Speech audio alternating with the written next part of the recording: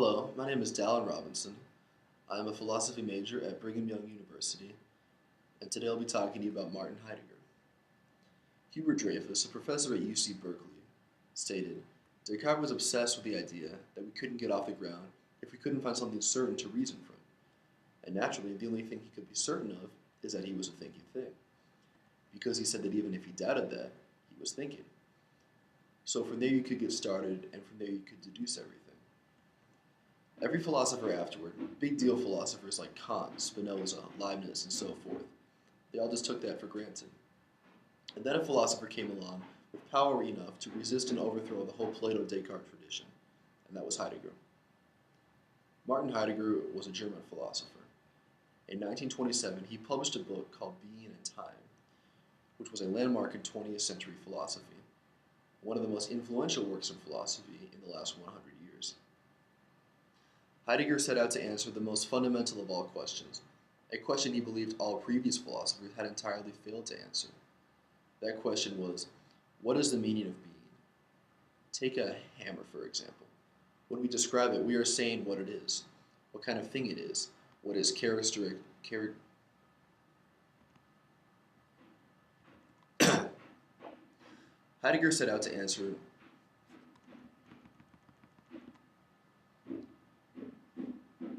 Heidegger set out to answer the most fundamental of all questions, a question that he believed all previous philosophers had entirely failed to answer.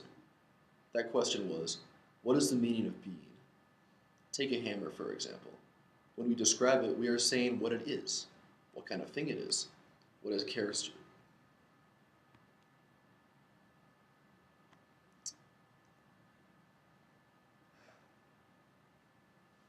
Heidegger set out to answer the most fundamental of all questions, a question that he believed all previous philosophers had entirely failed to answer.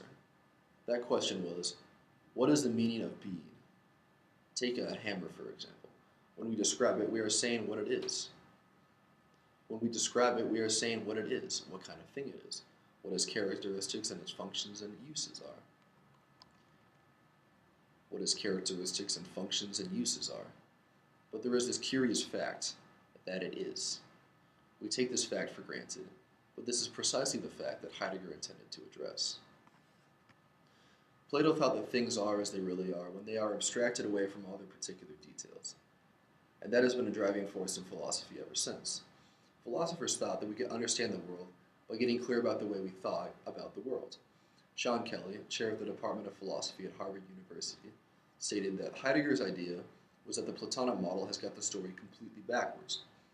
That in fact the most important thing that characterizes us isn't our ability to sit back and think rationally and logically about any entity or any set of situations in the world. The most important thing about us is our ability to become involved in worlds and to develop skills for acting in those worlds The most important thing about us is our ability to become involved in worlds and to develop skills for acting in those worlds that, at root, are not intellectual skills, but very practical kinds of skills. Let us return to our example of a hammer. Heidegger stated that it is neither the hammer's shape nor its composition that makes it a hammer. Heidegger stated that. Let us return to our example of a hammer. Heidegger stated that it is neither the hammer's shape nor its composition that makes it a hammer. What it is for a hammer to be a hammer is for it to have a certain definitive use, a function, a purpose. A hammer is to drive nails with. That is what a hammer is. Note that this definition of hammer references a nail. So what is it to be a nail? Well, to be a nail is to be something that can be driven into boards to fasten them together. And what is it to be a board? In this way, we can see that the existence of objects only has any significance and makes any sense at all in the whole social context of houses and construction. This important concept is what Heidegger called being in the world. And to be a world is to be a structure within which entities have their being and therefore their meaning. For more information on Heidegger and possible applications to mastering crafts, please see the documentary Being in the World, directed by Tao Ruspoli. When referring to being, Heidegger uses the expression Dasein to denote the being. When referring to being, Heidegger uses the expression Dasein to denote the being that is peculiar to human beings. Dasein literally means being there, It is the main focus of Heidegger's analysis of being, and the conclusions he draws from Dasein. When referring to being, Heidegger uses the expression Dasein to denote the being. Dasein. When referring to being, Heidegger uses the expression Dasein to denote the being that is peculiar to human beings. When referring to being, Heidegger uses the expression Dasein to denote the being that is peculiar to human beings. Dasein literally means being there. It is the main focus of Heidegger's analysis of being, and the conclusions he draws from Dasein's being he extrapolates to all being. Heidegger tells us that the single unifying concept that lies at the root of our being is care. Care is understood as the ontological structure that makes possible Dasein's everyday concerns for his projects, its solicitude for others, even his willing and wishing. So Dasein is not fundamentally the rational animal, not basically the ego cogito, not primarily a knower. What is most fundamental to Dasein's being is caring. Dasein is the being for whom things matter. Heidegger further argued that we as humans only make sense in the world in the context of time, since we are constantly looking ahead to the future. Thus, he argued, being is really just a process of becoming, leading him to totally reject the Aristotelian idea of a fixed existence. Heidegger stated that we as humans can live in one of two states, inauthenticity and authenticity. These states are brought on by the anxiety we feel as a member of the human race. We are naturally part of the crowd, where their individuality is stripped away, mindlessly conforming to societal customs for no good reason other than the fact that they exist. Additionally, Heidegger stated that this anxiety is very much a modern disease. The inauthentic response to this anxiety is to flee it by ignoring it, by covering it up, by hiding from the truth. The authentic approach, on the other hand, is facing up to this existential struggle by carrying on with daily life, but crucially, without any expectation of any deep final meaning. Heidegger stated that it is the rich authenticity of authentic dealing with things by making present the things that are, in the light of our potentialities and what we have been. For Heidegger, this acceptance of how things are in the real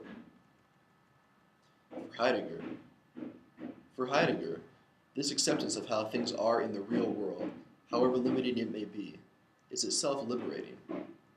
He does not often speak of joy, but in regards to authenticity, he writes, along with the sober anxiety which brings us face to face with our individualized potentiality for being, there goes an unshakable joy in this possibility. For more information on Heidegger's concept of anxiety, please see the article Anxiety in Heidegger's Being and Time, the Harbinger of Authenticity, by James McGready. Heidegger thought that in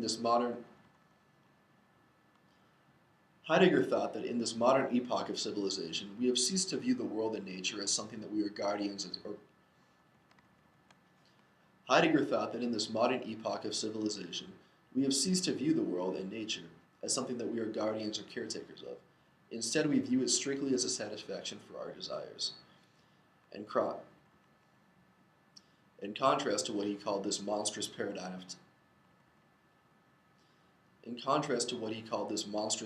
of technology, he stated that art was, in effect, a solution to this problem. Heidegger believes that, at its greatest, art grounds history by allowing truth to spring forth. How does art contrast with technology? Art is a letting happen of the advent of the truth of beings, the setting into work of truth. Note that art is not concerned, or should not be concerned, with the beautiful, which is just a byproduct. In the form of a Greek temple, or in Holy Lyn's poetry, art unveils the being of things.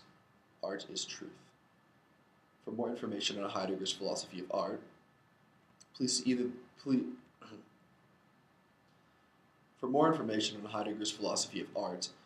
see either the Stanford Encyclopedia of Philosophy's article, Heidegger's Aesthetics, or the essay Heidegger's Philosophy of Art by Julian Young. In this vein, language, always a major concern for Heidegger, became almost an In this vein, language, always a major concern for Heidegger, became all. In this vein, language, always a major concern for Heidegger, became. In this vein, language. In this vein, language, always a major concern for Heidegger, became almost an obsession in his later work. In his view, language was not an arbitrary construct, nor was it invented merely to correspond. In his view, language was not an arbitrary construct, nor was it invented merely to go. In his view,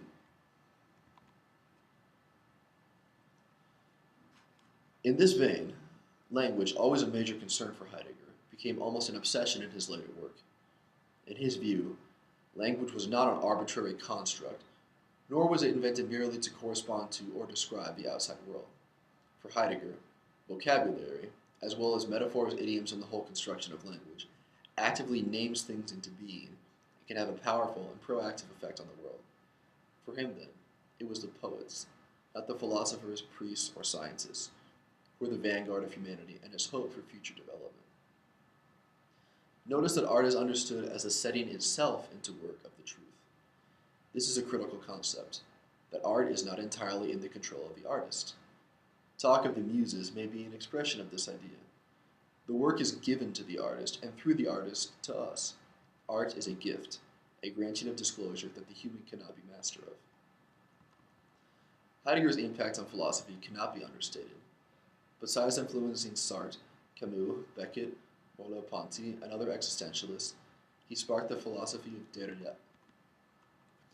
Heidegger's impact on philosophy cannot be understated.